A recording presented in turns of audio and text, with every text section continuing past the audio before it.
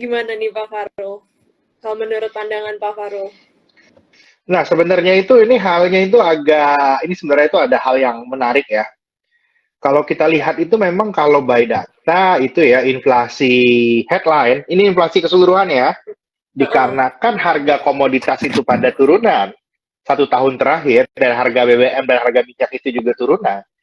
Inflasi itu Mm-mm. udah turun. Kemarin kan juga tercatat inflasinya Amerika udah tinggal 4% dan masih on the way down. Oke. Okay? Mm-mm.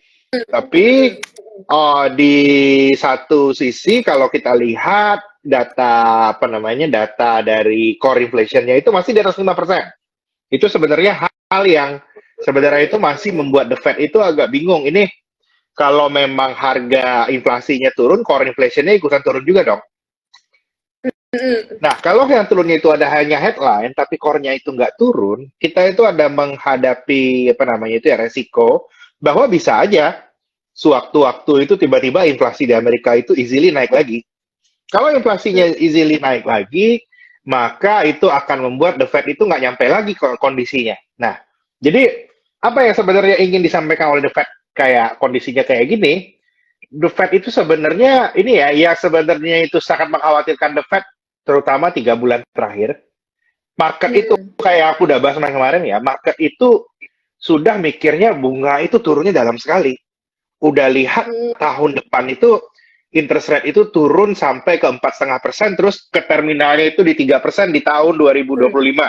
Itu yang diyakini oleh market sampai Mm. kemarin. Nah, ini sebenarnya itu dan itu yang membuat pasar kita kayak Tere bilang di global, terutama di US itu improving, ada dampaknya ke sini itu bagus. Ada Mm. kondisinya kayak gitu, tapi gini, itu sebenarnya gini, ada dalam kebijakan moneter itu tuh ada kayak gini loh bahwa apa namanya itu ya kebijakan yang terbaik itu adalah kebijakan yang tidak terterka sebelumnya. Karena Oke, terterka. Mm-mm. tidak terterka Maksud, sebelumnya. Kenapa? Karena kalau seandainya dari awal itu sudah terterka, kebijakannya itu jadi nggak efektif lagi gitu. mm, Jadinya gini, jadinya apa namanya itu ya, itu yang membuat apa namanya itu ya kebijakan yang terterka ini ya sebenarnya itu yang The Fed itu nggak mau. Sedangkan ini kondisinya dalam 3 bulan terakhir, The Fed itu ketahuan banget sama market. Market udah lihat habis ini apa namanya apa namanya itu inflasi turun, mm-mm. marketnya itu udah move further. The Fed-nya belum bilang suku bunga, tapi marketnya udah bilang potong bunga. Yang kejadian adalah sekali ini ya yang kejadian 3 bulan terakhir, Fed-nya itu terus naikin. Bulan Mei kemarin kan masih naikin ya, Mm-mm. tapi yield obligasi turun, dolarnya turun.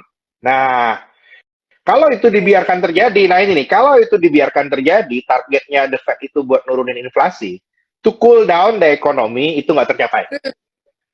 Nah, itu nggak tercapai gara-gara orang sudah mengantisipasi bahwa kondisi ekonomi itu melemah. Nah, ini yang sebenarnya itu ingin diadres oleh The Fed bahwa market please jangan terlalu dovish. Market Mm, please jangan oke. terlalu bullish. Jangan terlalu bullish. Dia ingat ini, jangan terlalu bullish. Nggak boleh. Oke. Kenapa Jadi nggak boleh harus terlalu netral. bullish? Karena kalau marketnya ini bullish, terus kondisi keuangan di Amerika jalan, loan growth-nya jalan, apa namanya itunya kondisinya itu membaik, yang akan terjadi itu adalah target inflasinya The Fed itu bisa jadi habis ini naik.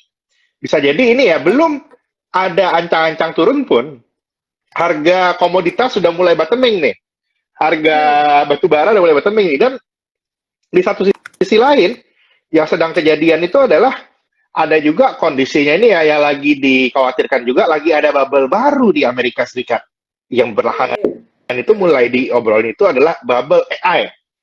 Beberapa saham ya terutama Ya. ada satu saham tuh saham AI itu naiknya luar biasa sekali. Ini adalah concern baru juga yang muncul. Ini yang sebenarnya kalau aku lihat di kondisi kayak gini, ini yang aku percaya ya, inflasi turun, tapi the Fed tidak boleh mengatakan bahwa inflasi itu turun.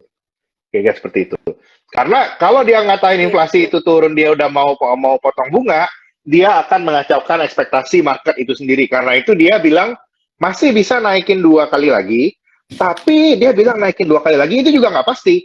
Arah Mm. selanjutnya itu ditentukan sama apa namanya data-data ekonomi selanjutnya. Kalau memang inflasi tahun bulan depan sama 2 bulan lagi itu turun lagi di bawah 4%. Ini mungkin banget loh kejadian.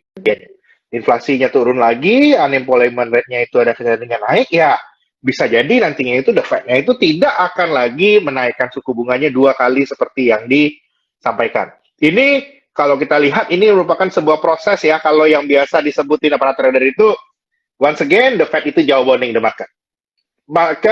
The Fed bilang bahwa kalau kamu mau tahun depan bagus, please hati-hati sekarang.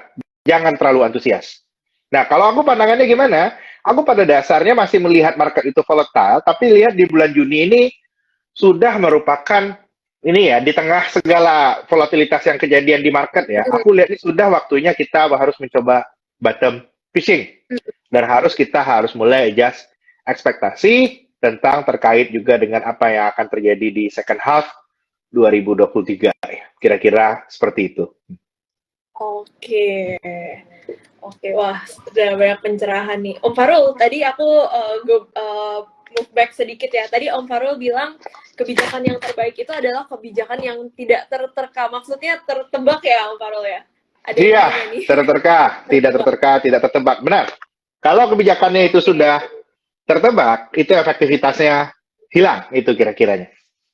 Oke, jadi tidak tertebak, tapi juga tidak yang sebagai news yang shocking banget untuk market juga. Tidak, iya, benar-benar. Itu yang selalu berusaha itu diarahkan oleh Bank Sentral ya. Bank Sentral itu adalah makhluk yang paling tidak boleh tertebak sebenarnya. Justru ketika udah benar-benar udah tertebak kayak ini diterbak turun, yang Bank Sentralnya itu udah males. Ya, kemungkinan aku tidak akan mengkomentari bahwa akan ada tempat penurunan suku bunganya terlalu cepat. Itu sudah kejadian. Tapi apakah itu akan menilai ya, kalau kita lihat fundamental sekarang, apakah itu akan menilai bahwa the Fed itu one day atau tahun depan itu akan nurunin bunga? Aku sih masih lihatnya mereka akan immediate bisa nurunin bunga. Kira-kira seperti itu. Oke, jadi Pak Farul lihatnya mereka masih bisa nurunin bunga. Tapi sebelum kita ke sana nih, nah sebenarnya tadi Pak Farul bilang kalau misalnya kita sekarang menyelami pemikirannya Jerome Powell nih ya, mungkin kan dia kalau misalnya dia sekarang menghentikan kenaikan suku bunga, dia takutnya market terlalu overly antusias nih, overly euforia nanti. And creating a new bubble. Pada dasarnya itu yang the Fed itu nggak mau. Terakhir ini kejadian sebenarnya awal 2022 juga. Waktu itu ada tech bubble dan hawkish-nya the Fed. At that time, walau dia belum naikin bunga pada waktu itu, dia harus hawkish untuk meletuskan bubble yang ada. Bubble crypto. Di satu sisi. Dan di satu sisi kalau aku lihat sekarang, ya sekarang itu mesti diwaspadai, ya ada bubble baru nih kemungkinan. Bubble di artificial intelligence. Ini concern baru yang aku lihat ini dalam jangka pendek, ini yang memprevent dovish call. Itu kondisinya. Bener-bener, iya.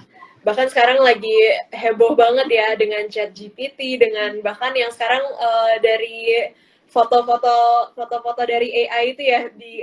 Oh iya benar. Karena kondisinya itu begini, kondisi yang agak sulit banget untuk central bank. Kondisinya itu kayak gini ya. Kalau inflasi itu udah naik, Tere, seharusnya ya. Ini kondisi zaman dulu ya, zaman sebelum quantitative easing ini terjadi, harusnya begitu inflasi ini naik, kayak kemarin itu kan Amerika itu near double digit inflation ya. Harusnya itu likuiditas itu immediately hilangnya itu banyak. Tapi yang kejadian adalah ini likuiditas hilangnya nggak banyak. Justru yang kejadian walaupun the Fed naikin bunga masih rally. Kenapa? Karena likuiditas itu masih sangat banyak di market.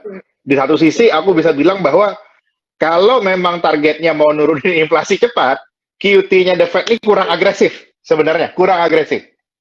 Kalau niatnya emang nurunin inflasi cepat. Tapi kalau kita lihat kondisinya sekarang ini adalah apakah target nurunin inflasi cepat itu adalah keinginan mereka nomor satu? Aku lihat nggak juga pada dilihat kondisinya sekarang. Nah, mereka ingin nurunin inflasi, tapi jangan membuat economic downturn-nya itu. That's what they wanna do. Nah, itu yang kita lihat dulu ini bacanya nih mau ngapain, baru kita bahas nih dampaknya ke market ini gimana. Kalau dia mau tesnya kayak gitu, dampaknya ke market ini adalah yang pasti ya, tren pengetatan suku bunga itu udah keluar, Fed-nya bolak-balik to balance the situation, terus di sisi lain, tapi yang udah pasti itu adalah itu bunga itu eventually akan turun lagi di masa yang akan datang. Jadi yang kita lihat itu fenomena sekarang itu adalah tren pelemahan dolar itu tertahan. Itu yang lagi kita lihat sekarang. Oke. Oke, tren pelemahan dolar tertahannya. Nah, Pak Farul tadi kan Pak Farul bahas tentang The Fed ini harus manage expectation ya. Nah, kalau tadi Pak Farul, kalau misalnya kita dari sudut pandangnya Jerome Powell nih, sebenarnya yang dilihat itu data seperti variabel apa aja sih yang bisa membuat, mungkin kan tadi dia kemarin kan dia bilang bisa jadi ada 2 kali kenaikan lagi. Nah, apa mungkin 2 kali ini bisa jadi tidak terjadi atau bisa jadi cuma sekali doang atau nggak sama sekali kan ya? Nah, sebenarnya variabel apa sih yang paling dilihat nih? Yang paling penting dilihat sih ekspektasi inflasi ya. Kalau ternyata inflasinya udah makin turun, lalu juga baik itu headline atau core, kita lihat harusnya juga The Fed-nya bisa balik. Nah, sebenarnya kalau kita lihat di sini, The Fed itu pada dasarnya itu membuka ruang. Ini pada dasarnya ini mereka, aku ngelihatnya itu nggak necessarily hawkish malam itu. Mereka itu membuka ruang untuk kejadian apapun dalam 2 bulan ke depan. Jadi dulu ruang ya. Jadi sehingganya itu andai kalau kayak kamu bilang tadi itu The Fed naikin nggak salah, The Fed diam nggak salah, The Fed nurunin kalau ternyata jadinya nurunin itu nggak salah. Itu yang dia lakukan dengan membuka opportunity bahwa akan ada kemungkinan kenaikan suku bunga. Tapi apakah necessarily itu akan terjadi? Aku sampai sekarang itu punya pandangan kenaikannya itu tidak akan sampai di 5,75% seperti di new dot plot. Aku lebih lihatnya ada 1 kali lagi kenaikan, after that selesai. Itu yang kita lihat. Dampaknya bagaimana? Volatilitas memang lagi akan terjadi dalam jangka pendek, cuman aku tetap pada view saya, aku lihat Juni ini adalah bulannya stock picking. Itu yang kita lihat. Kita harus lihat kira-kira saham apa yang bakalan jalan untuk cerita nanti ini, cerita pemilu, cerita tahun depan, dan lain sebagainya. Oke, Pak Farul, kalau kita lihat dari kayak seminggu terakhir ini kan udah mulai banyak saham-saham, terutama saham-saham tech nih ya. Ya, mau di US atau mau di IHSG kita juga udah mulai bergerak nih. Nah, kalau Dow Jones sendiri kan itu menuju all time high-nya itu kan masih ada 10%-an lagi. Nah, kalau Pak Farul lihatnya nanti kalau sampai terjadi penurunan bunga, nah Dow Jones ini apakah bisa tercapai lagi nih all time high-nya? Kalau apa namanya? Kalau penurunan bunga ini terjadi tidak bersamaan dengan adanya faktor resiko baru, itu mungkin sekali. Dow Jones ini all time high. Dan aku sebenarnya lihat kalau tahun lalu itu adalah tahun IM ahead developed market, dan di tahun ini sama tahun depan itu aku lihat ada some kind disinflation sama harga komoditasnya itu agak normalize. Aku sebenarnya lihat kalau mau kita lihat immediate itu saham Amerika itu akan bisa lari lebih cepat daripada saham emerging market kayak Indonesia dalam jangka pendek sekarang. Itu yang kita lihat.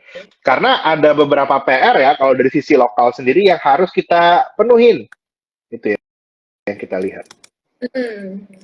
Oke, jadi tadi Pak Farul bilangnya kalau penurunannya tidak bersamaan dengan kejadian yang kita nanti tidak terduga nanti ya. Iya, benar. Kalau aku lihatnya udah lebih itu, jadinya aku lihat emang tahun ini kalau lihat IM atau ini stok ya, IM atau US, aku lagi prefer US sekarang. Sampai all time high, kapan kita masuk kapan ini Indonesia ini bisa rally? Ya, kapan Indonesia bisa rally itu sangat tergantung pada ada beberapa hal itu yang mungkin menarik kita bahas. Oke. Nah, kalau ngomong-ngomong soal Indonesia kan kalau BI rate ini kan kita emang udah inflasinya udah terjaga nih ya. Kemarin juga dari BI juga udah tidak naikkan suku bunga lagi. Nah, kalau Pak Farul kan lihatnya BI kan proyeksinya akan turun 50 basis point ya, Pak Farul ya?